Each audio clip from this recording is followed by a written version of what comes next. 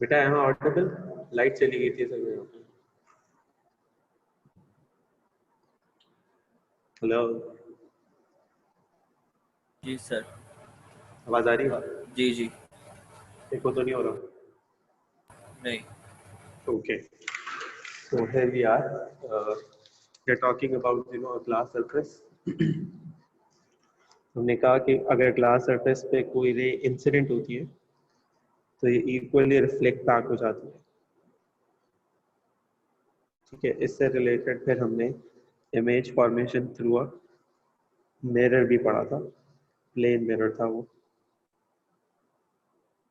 For example this was the object,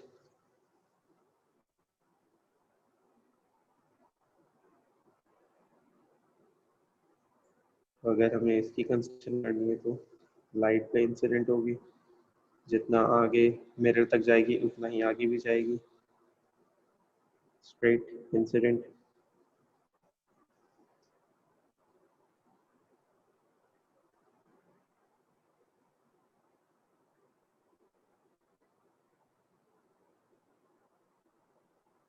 somewhat like this। ठीक है, और अगर ऑब्जर्वर यहाँ पे है तो लाइट पे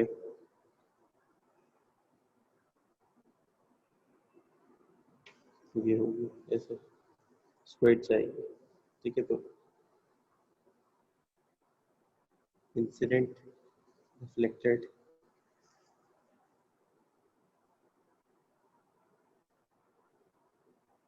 इंसिडेंट, रिफ्लेक्टेड, ये हमने डिस्कशन की थी अपनी जब हम क्लास में स्कूल में थे तब की बात। थोड़ा सा हम आगे चलते हैं तो जो कंफ्यूजिंग पार्ट था या डिफिकल्ट पार्ट था, दैट वाज रिफ्रैक्शन। रिफ्रैक्शन में हम मोर इम्पोर्टेंटली जिसको डिस्कस कर रहे होते हैं वो होता है we are having a transparent medium.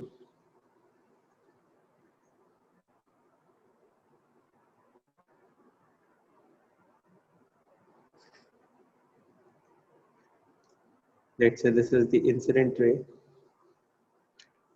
normal, and this is the refracted ray. So this becomes angle of incidence, angle of refraction. So since this is an optically denser medium, so light bends towards the norm.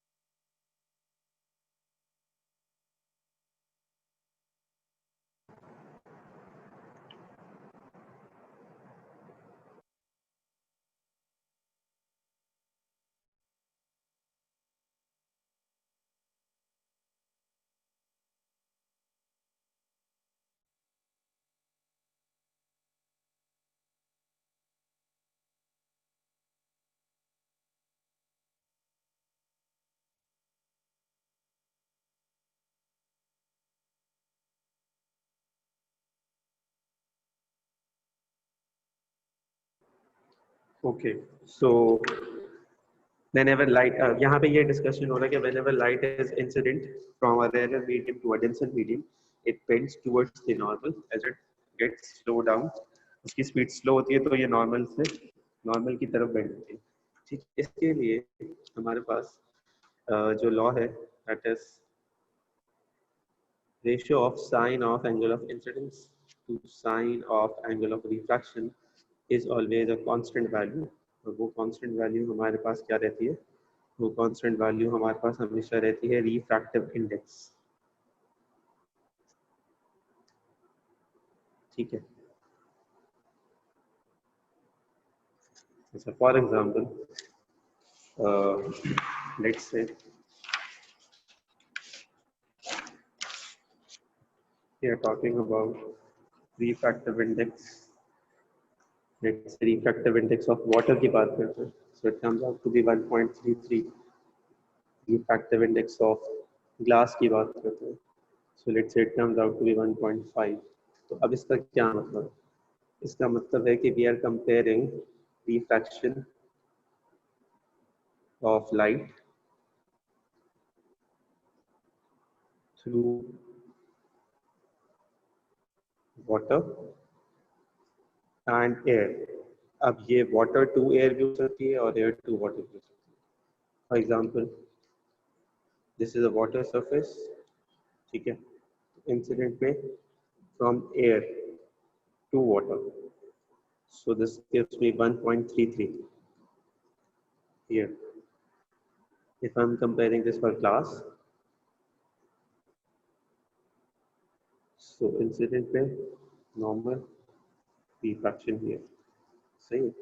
So this is giving me 1.55. तो ये मैंने कैसे निकाला है? Sin angle I over sin angle R से निकाला. ठीक है. अच्छा, अब इस चीज को थोड़ा सा समझो. अगर मैंने sin angle I और sin angle R से निकाला है, तो कहानी इस तरह से है कि 1.33 1.55 में हायर रिफ्रैक्टिव इंडेक्स यहाँ पे और लोअर रिफ्रैक्टिव इंडेक्स यहाँ पे. That means glass is a good refracting surface as compared to water. अगर हम डायमंड लें तो डायमंड के लिए रिफ्रैक्टिव इंडेक्स होगा 2 पॉइंट समथिंग ना, 2.45 का शायद उसका. तो it would be even better than this, यानी कि higher refractive index leads to better refraction. Better refraction means more bending. जितना ज़्यादा इंसिडेंट बेंड हो सकेगी रिफ्रैक्शन में, उतना ज़्यादा रिफ्रैक्टिव इंडेक्स होगा. ठीक है. Am I understood till here?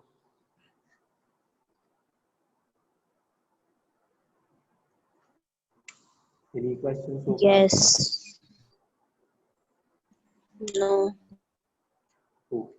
So, जो इसमें एक अजीब सी बात होती थी वो होती थी PIR से रिलेटेड, या बल्कि हाँ PIR पे तो बाद में जाएंगे, पहले इस फॉर्मूला पे वापस आते हैं. साइन एंगल आया अपॉन साइन एंगल आया. तो इस पूरे फॉर्मूला के अंदर जो न्यूमरेटर है, this is always a greater angle, और जो डिनोमिनेटर है it would always be a lesser angle. This needs to be kept in mind always, क्योंकि ये बेसिकली हम यहाँ से निकालते हैं. That is the speed of light in air या vacuum divided by speed of light in medium, जिसकी हम बात करते हैं. ठीक है. उसकी साइज ऐसे रहेगा. अच्छा, तो ये कहानी हो गई. दूसरी कहानी क्या है कि अब ये ज़्यादा है कम, इसका क्या मतलब है? ये वाली तो बहुत अच्छी सी बात समझ में आ जाती है कि ग्लास है, लेट्स है, ये इंसिडेंट रे है, लेट्स से, और ये रिफ्रैक्टेड रे है. तो obviously angle of I, angle of incidence और एंगल ऑफ रिफ्रैक्शन रखा है, यहाँ पे आंसर आ गया. लेकिन कहानी उस वक्त मज़ेदार होती है जब हमारे पास कुछ ऐसा हो रहा हो, यानी कि अब ये लाइट रे है, this leaves the glass surface, this refracts into a less denser surface.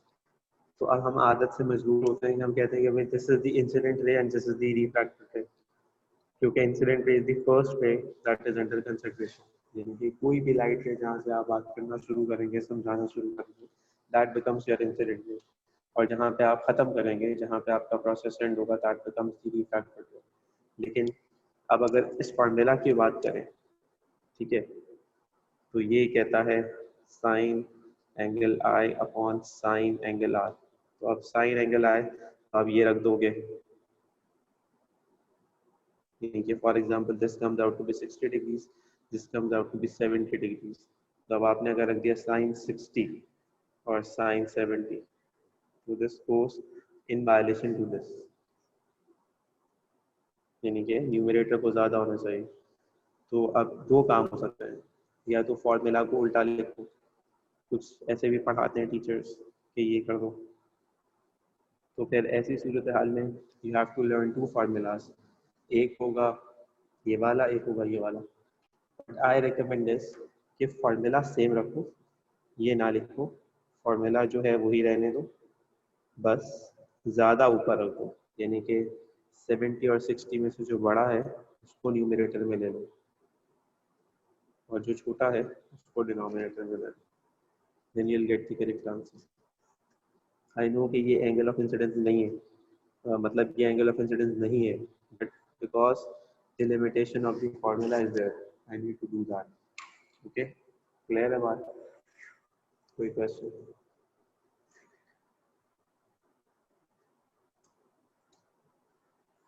बेटा रुमैसा आप कुछ बोलना चाह रहे हैं तो आपकी आवाज नहीं आ रही.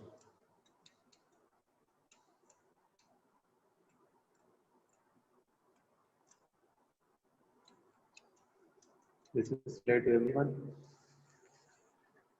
Yes. Okay, got it. अब आते हैं इसके अंदर जो लास्ट पार्ट था, that was related to what? That was related to total internal reflection. This is reflection through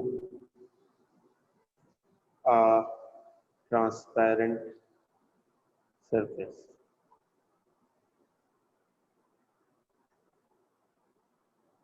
Let's say ये है water, ये है air,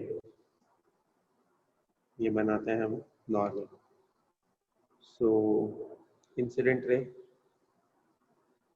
1, रिफ्रैक्टेड रे 1, ठीक है.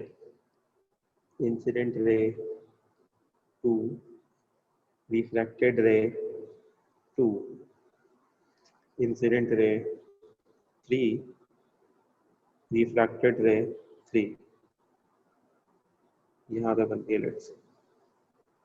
तो अगर एंगल ऑफ इंसिडेंस हम इंक्रीज कर रहे हैं आहिस्ता आहिस्ता, ये वैल्यू थी, फिर ये हो गई, फिर ये हो गई, तो एंगल ऑफ रिफ्रैक्शन पे क्या फर्क पड़ रहा है?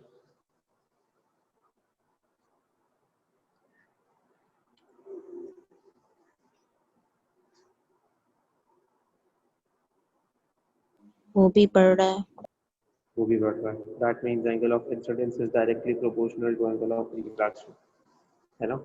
और इसी से तो वो बनाते हैं हम, क्या बनाते हैं, यानी कि यहाँ साइन ले लो, यहाँ पे साइन ले लो, तो वो बन जाएगा जो फॉर्मूला पीछे पढ़ा था हमने, ठीक है. तो कांस्टेंट लगाएंगे एन यहाँ पे और ये बन जाएगा साइन एक्स, यानी कि ये इनमें डायरेक्ट रिलेशनशिप है. फाइन. तो एक ऐसा एंगल ऑफ इंसिडेंस जिस पे एंगल ऑफ रिफ्रैक्शन 90 डिग्रीज है, यानी कि ये वाला कैसे बना दो, यानी कि ये वाला जो एंगल ऑफ रिफ्रैक्शन है ये 3 का है और ये I3 के लिए था. तो ये वाला एंगल ऑफ इंसिडेंस, इसे हम क्या कहते हैं? Critical angle. Critical angle. Angle of incidence for which angle of refraction is 90 degrees is a critical angle, and it is always found in denser medium. ठीक है. अब इसे क्रिटिकल क्यों कहते हैं? एक चार्ट बनाते हैं तो समझते हैं.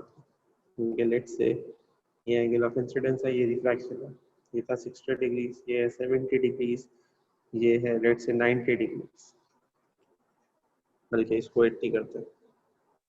60 पे लेट से ये बना 65, 70 पे बना 75, 80 पे बन गया 90.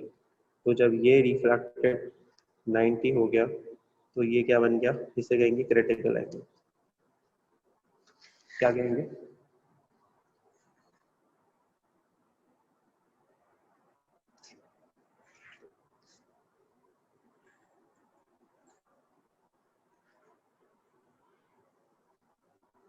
क्रिटिकल एंगल, ठीक है. अच्छा, critical angle is a special angle of incidence for which angle of refraction is 90 degrees. What happens beyond incident या beyond critical angle? यानी कि अब लेट से हमारे पास एक इंसिडेंट रे है, that is I4, and angle of incidence is now beyond this, इससे भी आगे निकल गया, तो अब ये होगा रिफ्लेक्शन.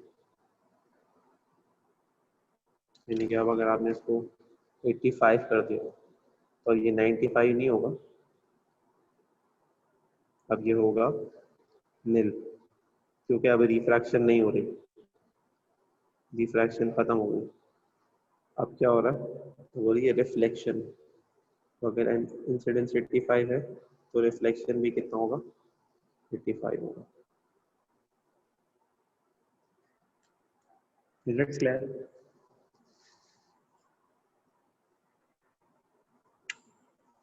इसे आप बार बार देख सकते हैं। एंगल ऑफ इंसिडेंस अगर क्रिटिकल एंगल से बड़ा है तो जो प्रोसेस होगा वो होगा total internal reflection. Critical angle is an angle of incidence in a denser medium for which angle of refraction is 90 degrees.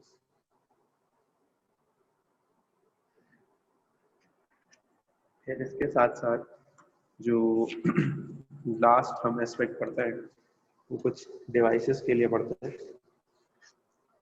Devices में मैंने आपसे कहा था कि कैमरा, प्रोजेक्टर, ये आप टेक्स्ट बुक से देख लें। जो आई है उसके डिफेक्ट्स होते हैं शॉर्ट साइटेड या लॉन्ग साइटेड।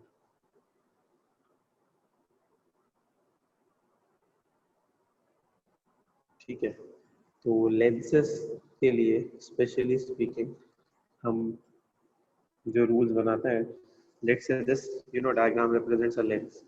तो लेंस का सेंटर, ऑप्टिकल सेंटर, फिर फोकस दोनों साइड्स पे मार्क करते हैं, 2f दोनों साइड्स पे मार्क करते हैं। तो अब अगर लाइट इन्फिनिटी से आ रही है तो they converge at focus. That means this was my converging lens.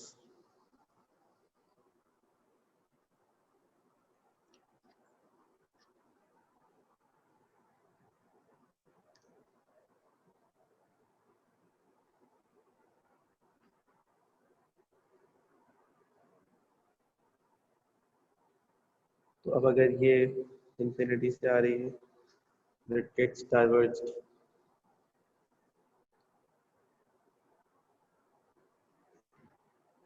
तो ये है डाइवर्जिंग। फिर इसके लिए सारे केस हैं जो हमने पढ़े थे। अगर आप ऑब्जेक्ट को आहिस्ता आहिस्ता लेंस के करीब ले जाएंगे तो इमेज आहिस्ता आहिस्ता लेंस से दूर जाएगा। जो आपके टेक्स्ट बुक में फिगर्स बनेंगे वो इसी बेसिस पे बनेंगे।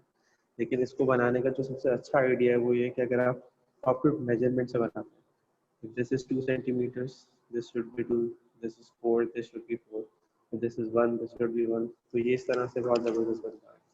लेट्स से एक स्पेशल केस ले लेते हैं जिसमें हम ये डिस्कस कर लेते हैं कि this is my lens f to f। Let's say this is my object. तो ये वाला डिस्टेंस इसे हम कहते हैं height of object. Light ray parallel जाएगी तो रूल से it passes through focus. Light रे जो ऑप्टिकल सेंटर से जाती है remains undeviated like this. This becomes the image. So this basically the distance is height of image. तो हम मैग्निफिकेशन निकाल सकते हैं as image upon object, यानी कि कितना बड़ा ये है height of image और कितना बड़ा ये है height of object। Also ये वाला डिस्टेंस ऑब्जेक्ट डिस्टेंस और इमेज डिस्टेंस लेते थे हम। क्या लेते थे, किसी को याद है? इमेज डिस्टेंस और ऑब्जेक्ट डिस्टेंस।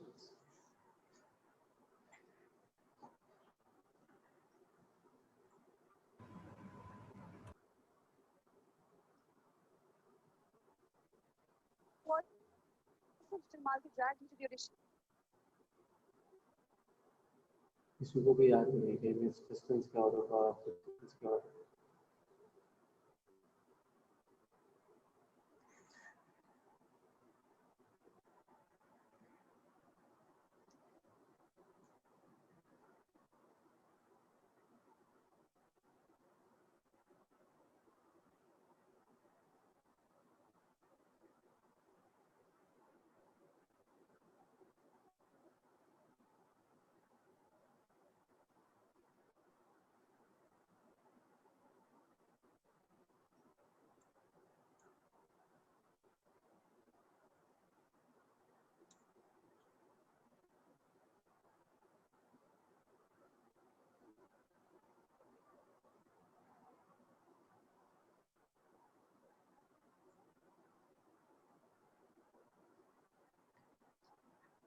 तो भाई एक होता था v, एक होता था u, तो u अपॉन v भी हो सकता है, बल्कि v अपॉन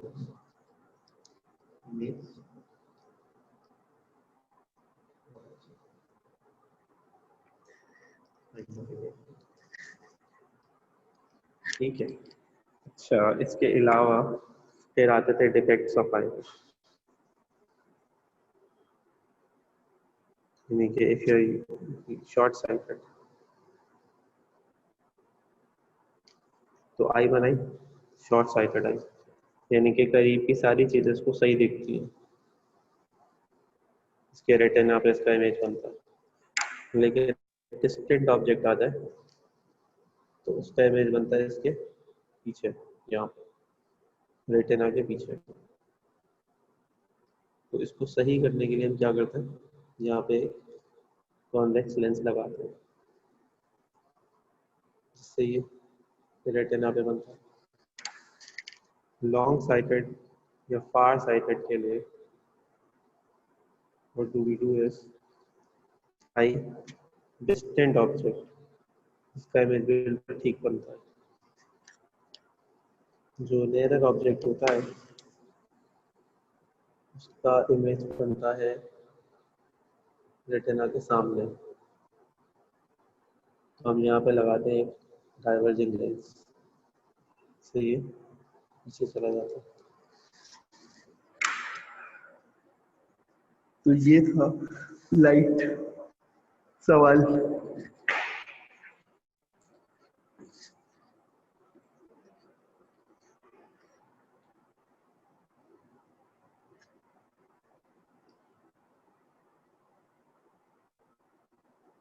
कोई सवाल नहीं है आप लोगों के पास?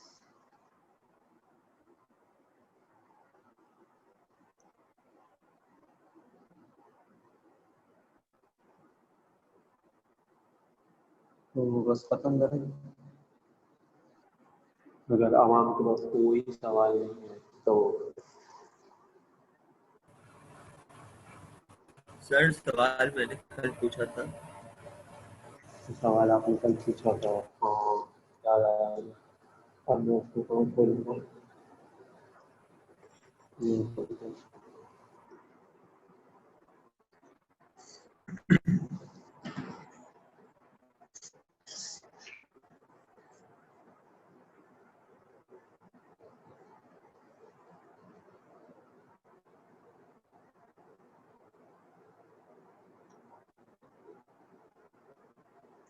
मेरे मोबाइल में असल वो पिक्चर है और मुझे वो मुझे एक्सेस करना है, मैं कैसे कर पाऊँ?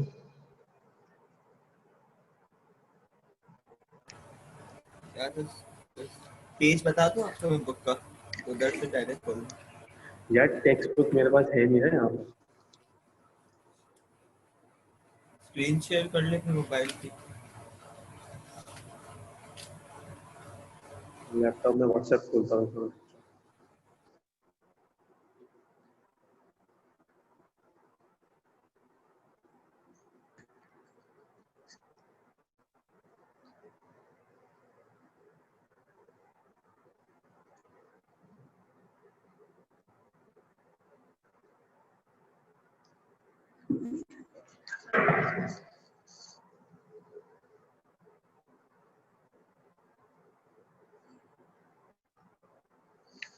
तो जो सवाल आपका है वो है टेक्स्ट बुक की वर्ड एग्जाम्पल 12.16।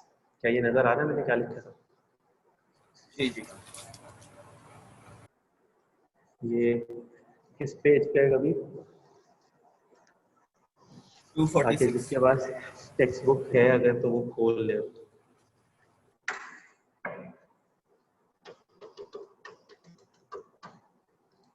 तो इसमें जो फॉर्मूला यूज हो रहा है दैट इज 1/sin c। अच्छा, ये कोई नया फॉर्मूला नहीं है, ये वही है, साइन एंगल आया अपॉन साइन एंगल। कैसे पता है? देखिए, अगर आपके पास ये है लेट से डेंसर मीडियम और ये है लेस डेंसर, तो ये फॉर एग्जांपल आपने कहा कि 90 डिग्रीज पे चली गई है रिफ्रैक्टेड है, तो रिफ्रैक्टेड एंगल बना 90 है ना, इसको हम कहेंगे क्रिटिकल एंगल, क्योंकि एंगल ऑफ इंसिडेंस जब रिफ्रैक्शन 90 बनाता है तो क्रिटिकल एंगल होता है, एंगल आई वही 90 डिग्री, इसको एंगल आर कहेंगे। अब अगर ये इस फॉर्मूला में रखेंगे तो ये होना चाहिए 90 डिग्री और इसको होना चाहिए साइन सी। 90 इसे क्यों होना चाहिए, जबकि यहाँ तो आर को लिखा क्योंकि ज़्यादा बड़ा है ना 90 है, ये बड़ा है ये छोटा, बड़े वाला ऊपर वाला 90 साइन 90 इज 1, तो ये बन गया एक बात। अब सवाल में उन्होंने पहले यही कहा हुआ है कि भाई आप जो है वो शहीद हो गया भाई सुबह से, अल्लाह खैर करे। तो हाँ, सवाल में क्या कहा गया है कि आप निकाल के दिखाएं क्या I2 एंगल ऑफ इंसिडेंस निकाल के दिखाएं, ठीक है सही है क्वेश्चन है। तो उसमें उन्होंने ये हिंट दी है कि आप सबसे पहले तो ये फॉर्मूला यूज कर लें, तो आपको बड़े मजे से ये पता चल जाएगा कि ये क्या है, क्योंकि refractive index is given, refractive index कितना गिवन है 1.4 दिया हुआ है, तो 1/sin c, sin c is upon 1 divided by 1.4, तो c निकाला उन्होंने 45.6 डिग्री। ये समझ आई बात?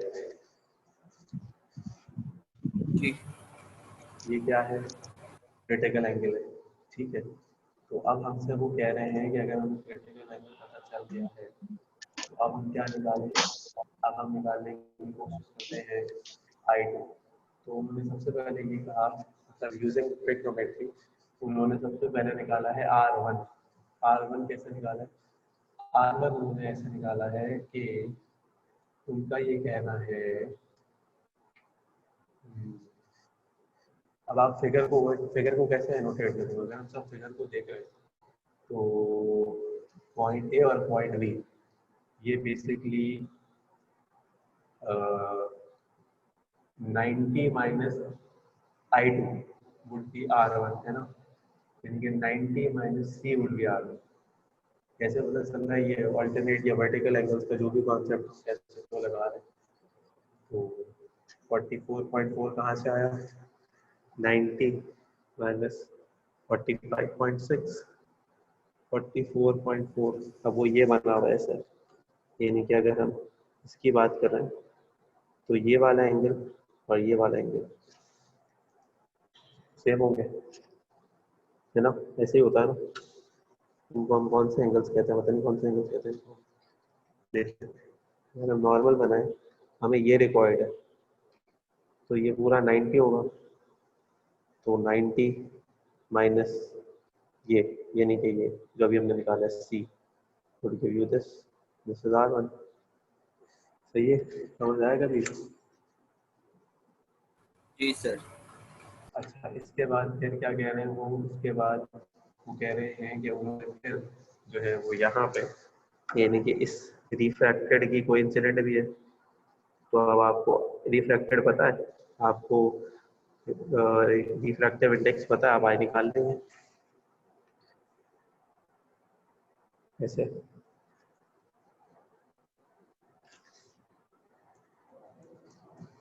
ये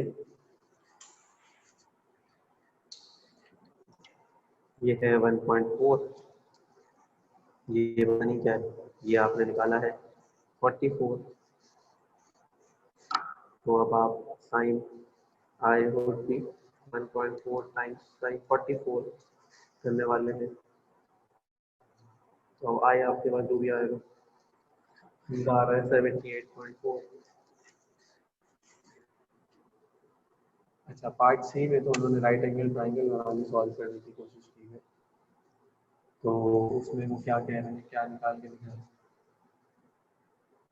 पी क्यू निकाल रहे हैं, पी क्यू हो गया, ठीक है।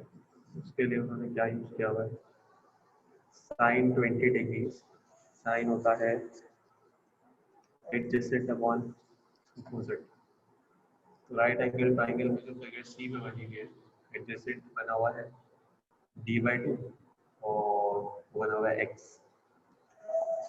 x निकाल लिया और 2x कर दिया उसको डबल, कहानी खत्म।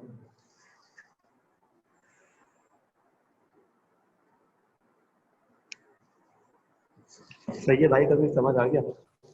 ये सी वाला पार्ट नहीं समझ आया।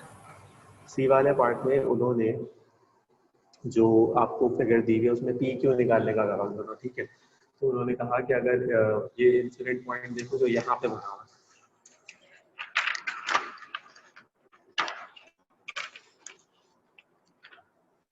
यानी ये वायर है, ठीक है, ये उन्होंने दिखाया हुआ है d/2।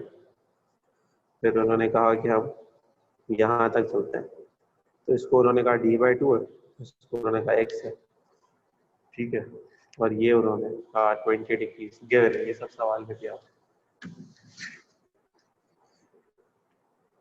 ऐसा नहीं, सवाल में नहीं दिया हुआ ये 20 डिग्री तो आपने निकाला है ना ये, बल्कि एक मिनट, एक मिनट।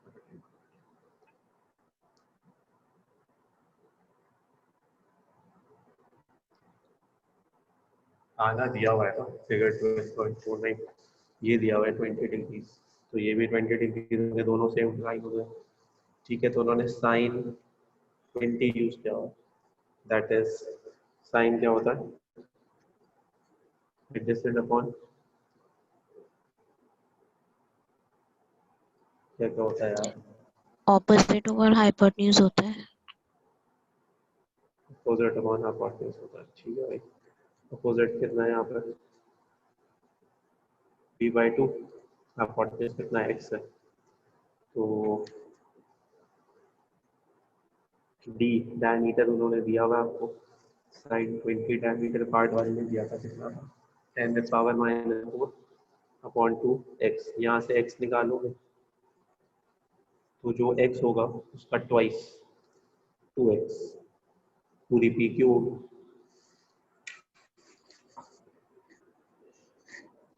क्या ख्याल है?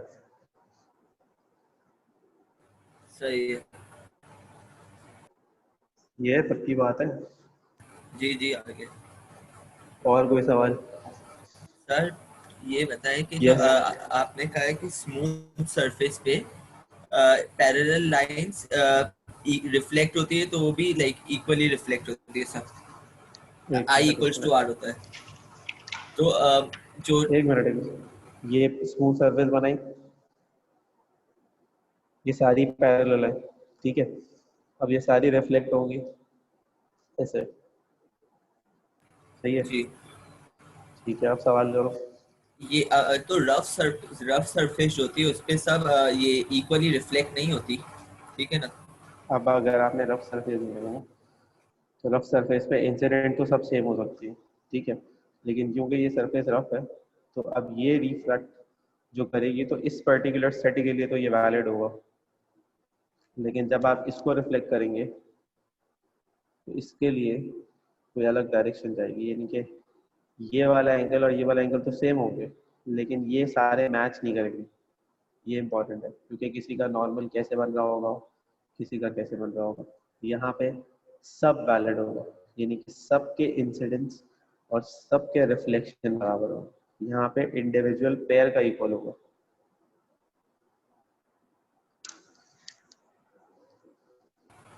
ठीक है समझ रहा हूं।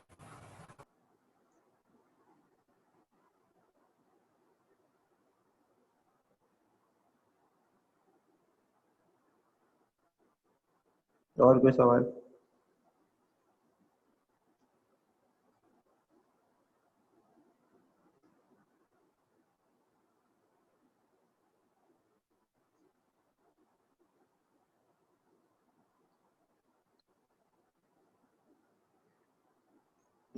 No questions?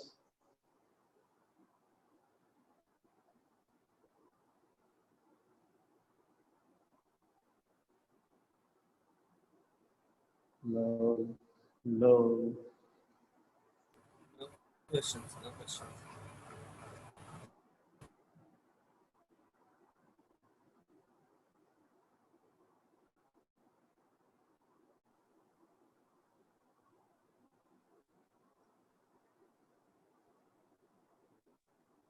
हेलो